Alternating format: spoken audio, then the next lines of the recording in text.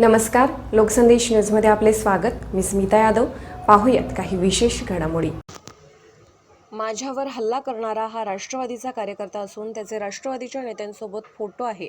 त्यामुळे माझ्यावर हल्ला कोणी केला हे आता महाराष्ट्राला कळून चुकलं असल्याचं भाजप आमदार गोपीचंद पडळकर यांनी म्हटले.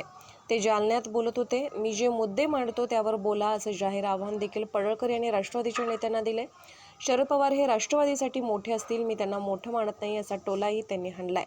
माझ्या गाडीवर दगड टाकणे ही कोणती लोकशाही आहे असा सवाल देखील त्यांनी उपस्थित केलाय. ही लोकशाही शरद पवारांना अभिप्रेत आहे का असं विचारत राष्ट्रवादीवाल्यांनी मला काहीही शिव्या दिल्या तरी मला त्याचा काहीच फरक पडत नाही. मी माझी भूमिका मांडत राहणार असून बहुजनांचा आवाज दाबण्याचा प्रयत्न केला जात असल्याचा आरोप पडळकर यांनी केलाय. पवारांवर आरोप करून कुणी मोठा होत नाही हा राष्ट्रवादीच्या नेत्यांचा भ्रम झाला आहे. तुम्ही शरद पवारांना देवारात पूजत बसा, मला त्याच्याशी काही देणं घेणं नाही असंही पडळकर म्हणाले. काल माझ्यासोबत 20 लोक असताना 29 जणांवर गुन्हा दाखल असा आरोप करत अजित पवारांनी 5000 लोकांच्या उपस्थितीत राष्ट्रवादी कार्यालयाचं उद्घाटन केलं. त्यांच्यावर का गुन्हा दाखल केला नाही असा सवाल देखील त्यांनी उपस्थित केलाय. पोलिसांना काल सहकार्य केलं असं सांगायला देखील ते विसरले नाहीत.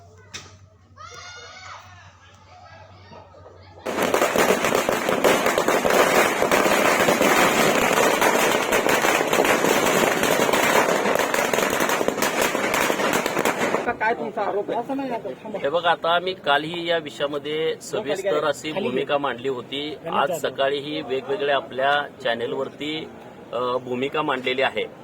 काल ज्यांनी हल्ला केलाय तो राष्ट्रवादीचा कार्यकर्ता आहे. राष्ट्रवादीचं सगळं त्यांची लिंकिंग आहे.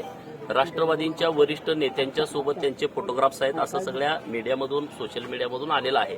त्यामुळे आता हल्ला कुणी केला हे आता महाराष्ट्राच्या सगळ्या समोर आलेलं आहे. सर, वारंवार तुम्ही राष्ट्रवादीकडे बोट करता असा आरोप केला जातोय. नाही, वारंवार करत नाही. या राज्यामध्ये गेले 40 वर्ष हे सत्तेमध्ये आहेत.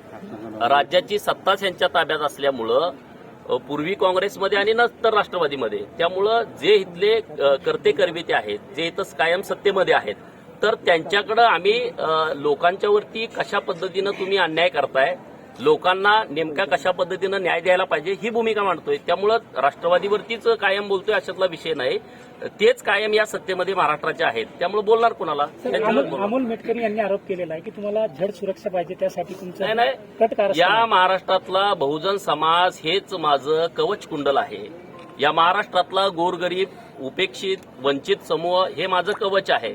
त्यामुळे मला सुरक्षेची आवश्यकता नाहीये आणि असली भंपगिरी ही राष्ट्रवादीच्या लोकांना जमते. त्यामुळे त्याच्यासाठी फार मला बोलावं असं नहीं, मेरी कुछ मांग नहीं है. मैं कल भी प्रोग्राम में था.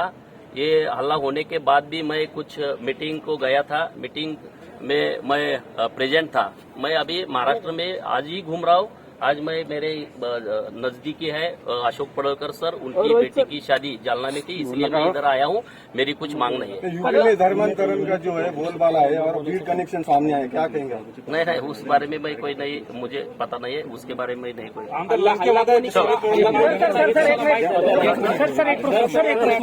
सर, अजून एक प्रश्न आहे. निलेश लंके म्हणतात शरद पवारवर वारंवार पडळकरांनी टीका करणं बरोबर नाही आणि राष्ट्रवादीकडून कोणी मान्य करायला तयार नाही की त्यांनी केलेलं. मी ज्या पद्धतीनं बोलतोय ते मुद्द्यावरती बोलतोय. राष्ट्रवादीच्या सगळ्या लोकांना माझं जाहीर आव्हान आहे. मी जे मुद्दे मांडतोय त्याच्यावरती तुम्ही बोला. मी कुणावरती बोलावं, कुणावरती नाही बोलावं, मी का बोलू नये हे नंतरचे विषय आहेत. किंवा शरद पवार त्यांच्यासाठी मोठे असतील, मी त्यांना मोठे मानत नाही. मी कालही सांगितलंय आणि आजही मी तेच परत सांगतोय. मी विचाराला मोठं मानतो. ज्यांच्याकडे विचारसरणी नाही, जे बिनबुडाची विचारसरणी आहे, जे लोकशाहीला मानत नाहीत पण लोकांच्या पुढे नुसतं लोकशाही मध्ये आम्ही जगतो असं बोलतात. आज माझ्या गाडीवरती तुम्ही दगड टाकली, हे कुठलं लोकशाहीचं चिन्ह आहे? हे कुठल्या कलमामध्ये लिहिलंय? हे कुठल्या संविधानामध्ये याचा उल्लेख आहे का? आणि ही लोकशाही शरद पवारांना आणि त्यांच्या राष्ट्रवादींना अभिप्रेत आहे का? रुपाली चाकणकरांनी म्हटलंय की कोळसा कितीही उघडला तरी काळाच राहणार. नाही, कुणी काय म्हणते त्याच्याशी मला बोलायचं नाही. त्यांना काय भूमिका राष्ट्रवादीवाल्यांना मांडायची आहे त्यांनी मांडत राहावी.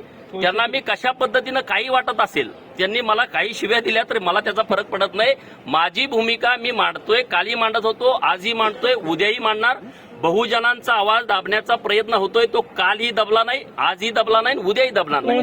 त्यामुळे त्यांच्या पद्धतीने त्यांना ज्यांना काय राष्ट्रवादीला म्हणायचं त्यांना म्हणू दे. जिथं हल्ला झाला तिथे सोलापूरचे पालकमंत्री असं म्हणतात की राष्ट्रवादीचा कार्यकर्ता असं करूच शकत नाही, शरद पवारांचं नाव घेऊन मोठं व्हायचं स्वप्न बघू नका.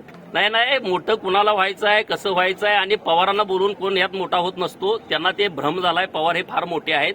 तुम्ही त्यांना देवाऱ्यात पूजत बसा, मला काय त्याशी देणं घेणं आहे. मी माझी भूमिका मांडतो.